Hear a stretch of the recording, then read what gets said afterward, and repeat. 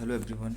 HP TGT के लिए हमारा आज का नेक्स्ट टॉपिक है कंसेप्ट ऑफ डिमांड। इकोनॉमिक्स के हम टॉपिक यहाँ पे कर रहे हैं। तो इकोनॉमिक्स के क्वेश्चन जो है वो सॉल्व करने से पहले आपको सारे बेसिक जो है वो कंसेप्ट पता होने चाहिए। तो बेसिक आपको पता है, हमने 9-10 का जो था वो सारा बेसिक कंसेप्ट हमने कर लिए थे, वो आप देख सकते हैं। अभी जो मेन सिलेबस है उसके अकॉर्डिंग हम कुछ क्वेश्चन जो है वो कुछ कंसेप्ट कर रहे हैं। तो एक कंसेप्ट आपका कंसेप्ट ऑफ डिमांड। तो डिमांड होती क्या है? डिमांड होती है कि जब हम किसी क्वांटिटी किसी गुड्स या सर्विसेज की जो है वो क्वांटिटी परचेज करते हैं, कंज्यूमर जो है वो विलिंग होता है, मतलब कि ख़रीदने के लिए इच्छुक होता है। ठीक है, एग्जैक्ट हम खरीदी गई चीज़ को नहीं बताते यहाँ पर, हम उसकी विलिंगनेस को बताते हैं। तो ये चीज़ याद रखनी है, कई बार ऐसे ही घुमा के क्वेश्चन आ जाता है।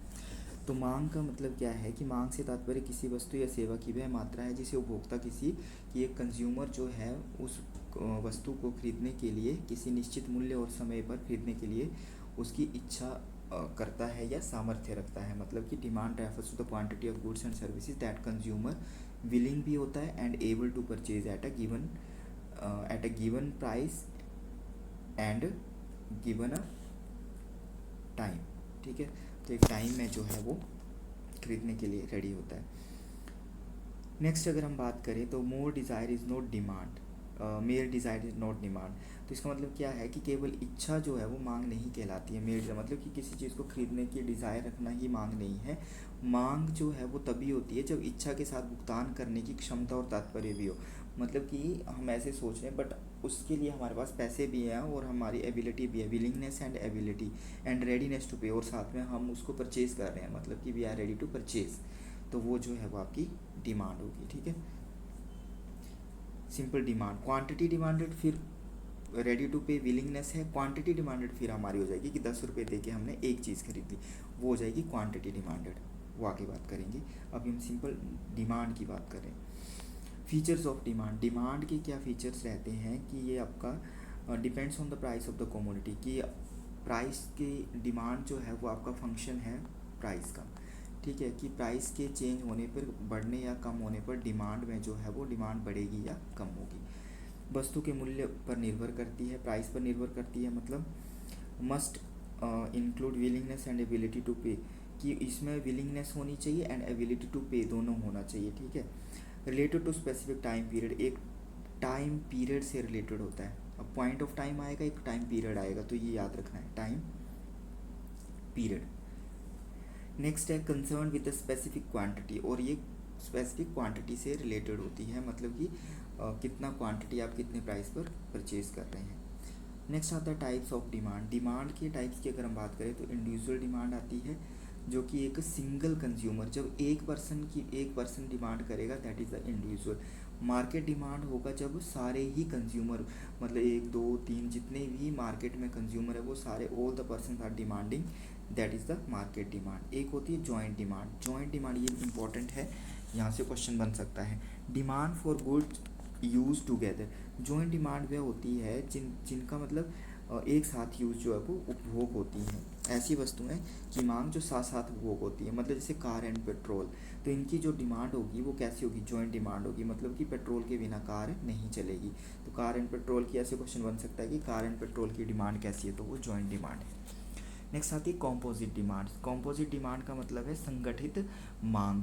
तो demand for a commodity use for multiple purpose. Composite का मतलब संगठित, मतलब कि जिसकी कमोडिटी की मांग जो है वो मल्टीपल पर्पस के लिए की जा रही है, that is the composite demand होगी उसकी। जैसे जैसे आपका शुगर है, ठीक है, तो शुगर की डिमांड हम जो है वो टी के लिए भी कर रहे हैं, अनदर और मतलब कि कुछ मिठाई बनाने के लिए कर रहे हैं, खीर बनाने के लिए कर रहे हैं। तो इस तरह से अलग अलग चीज़ों में जो वो हम शुगर की डिमांड कर रहे हैं, तो दैट इज़ द कॉम्पोजिट। अब कोयल की डिमांड भी है जो ये इंडस्ट्रीज़ में भी यूज़ हो रहा है, अनदर।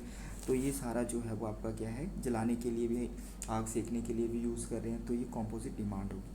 ऐसी वस्तु की मांग जिसका उपयोग कई उद्देश्यों के लिए होता है, वो कॉम्पोजिट होती है। तो यहाँ से भी क्वेश्चन बन सकता है, इंपॉर्टेंट है ये। डायरेक्ट डिमांड, ये भी important. Demand for consumption goods, वो डायरेक्ट होगी। प्रत्यक्ष मांग कौन सी होगी? कि उपभोग की वस्तुओं की मांग। जो भी हम मतलब कुछ जैसे ब्रेड बटर लिया आपने, कुरकुरे लिए, लेज़ लिए, तो ये जो आपने मांग करी, ये जो परचेज़ किया, इसके लिए ये आपने मतलब खा दिया, तो ये क्या है? उपभोग की वस्तुएं है ये, ठीक है, ये कंजम्पशन की गुड्स है। तो जो कंजम्पशन की गुड्स की मांग होगी वो डायरेक्ट डिमांड होगी। इनडायरेक्ट एंड डिराइव डिमांड होती है आगे। इनडायरेक्ट एंड डिराइव डिमांड क्या होगी, व्युत्पन्न मांग, जो कि डिमांड फॉर प्रोड्यूसर गुड्स, अब ये आ जाएगी प्रोड्यूसर गुड्स की, जिससे कि आपको प्रोड्यूसर गुड्स के ऊपर खर्चा करेंगे, बाद में आपकी इनकम आएगी। तो जैसे आपका डिराइव डिमांड क्या होगी या इनडायरेक्ट डिमांड, जैसे रॉ मटेरियल हो गया, तो रॉ मटेरियल लगा के हम कोई चीज़ जो है वो बना रहे हैं, ठीक है।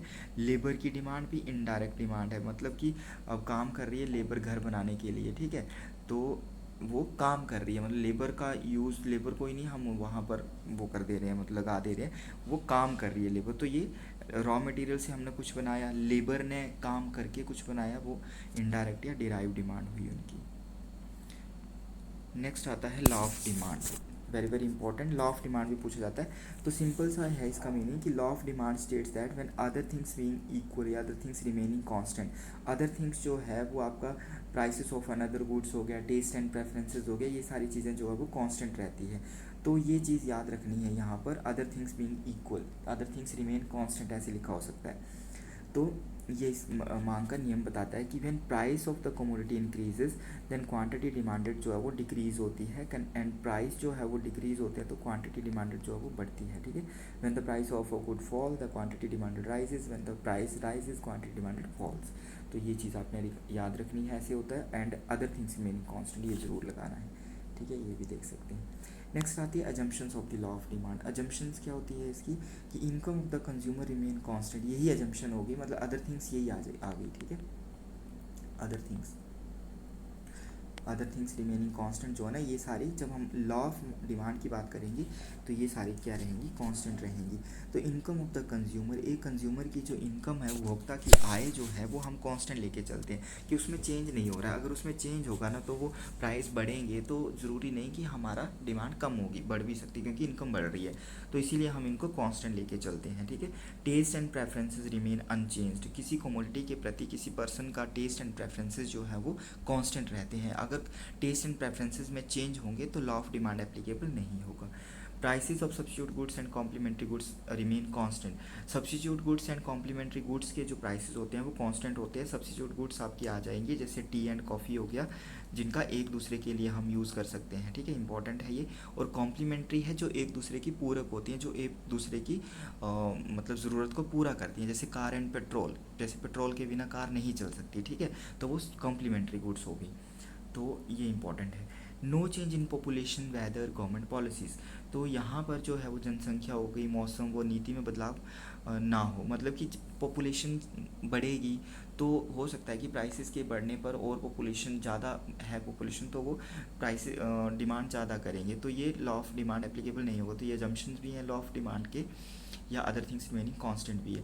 तो जनसंख्या, मौसम, वो नीति में बदलाव ना हो, तो ये सारी अजम्पशन है जब हम लॉ ऑफ डिमांड की बात करते हैं।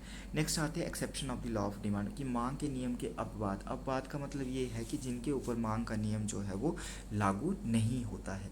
तो एक आती है इंपॉर्टेंट है ये गिफन गुड्स। गिफन गुड्स कौन सी वस्तुएं होती है, ये बहुत ही इन्फीरियर गुड्स होती है, घटिया वस्तुएं होती हैं, जिनकी डिमांड जो है वो मोर एंड हायर प्राइस, मतलब कि अगर प्राइस ज़्यादा होगा ना तभी डिमांड जो है वो इनकी क्या होती है, ज़्यादा होती है गिफन गुड्स की, ठीक है।